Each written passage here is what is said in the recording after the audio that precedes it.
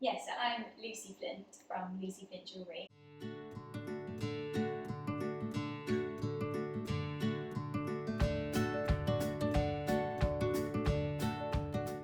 And I've been running it since 2014. We started off in Melton Mowbray and we renovated the building that we had our shop in, and we lived just above the shop.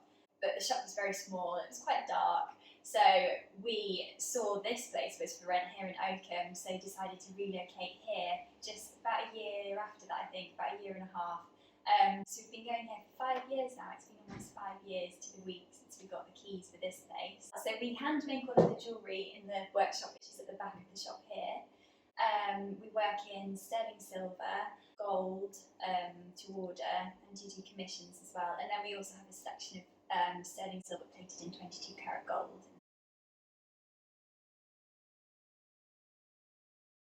So I grew up in a really small village, like pretty much in the middle of nowhere. So my mum and dad were always really into gardening as well, still are. So I grew up sort of surrounded by flowers and hearing a lot about different plants and things, and then obviously enjoy going on walks and just being out in the fresh air and things. It's just nice, isn't it?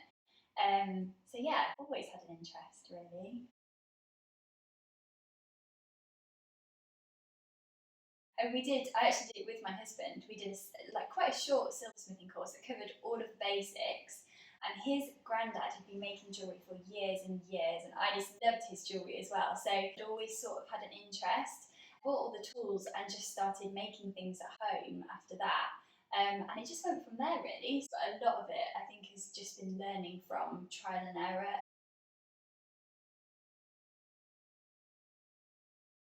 Someone who wants to start, I would say a really good place to start is doing a ring making workshop. And I'm not just saying that because we run them.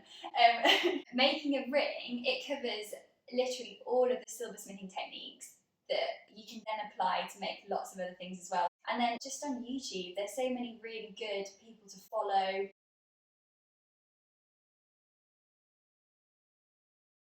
I would say probably the biggest lesson I've learned then is that I don't actually spend as much time making jewellery as I thought I would do. There's so much admin and things like that involved behind the scenes.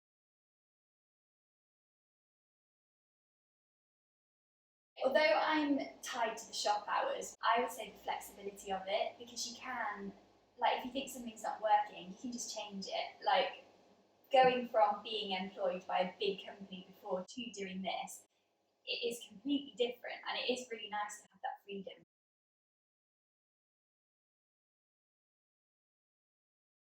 Let's just keep going with it, really. But obviously, always trying to grow. I think the next step forward is trying to get my own website promoted more widely, because I sell through quite a lot of online partners, which is amazing. But yeah, it'd be nice to get a few more orders through my own website.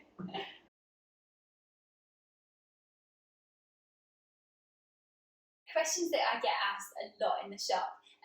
I'd say the main one is probably chain lengths. So as standard, most of the necklaces come on 18-inch chains, but we can easily change that. So we buy it in really long reels and cut it and solder the ends on. So that's always possible. So even if it's an online order that someone's wanting to do, just drop me an email and we can sort that out. And then also another thing is with the gold plate that we offer. So I think on our website we've got quite a limited range, but we can always gold plate anything, any of the silver designs that we've got. I do get asked a lot about solid gold as well, so we can also make to order in 9 carat or 18 carat, yellow, white or rose gold. The plating that I've got in the shop, we have it plated in quite a thick layer, so it's thicker than like the really cheap high street jewellery you get, but you can always send anything to be replated again. Because I like the idea of trying to work sustainably and I don't want to add any waste to the planet, we will always repair any of our jewellery that happens to break. There wouldn't be any charge for it if it's just general wear and tear. If there's an instance where, say, like a chain has been caught in something and it's stretched and that's caused it to break, then we would charge for a new chain, just things like that. But yeah, the charges would always be very modest.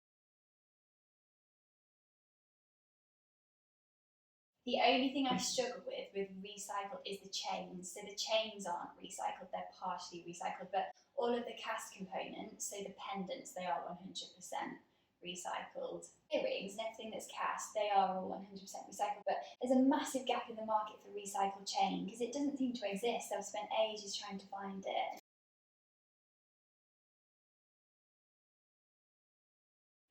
Oh, it's hard to narrow it down to one, but I'm biased, I like it all. But I do really like a blackberry because it's quite heavy and it's really tactile to touch. And also the wreath hoops as well, they're one of the newer designs.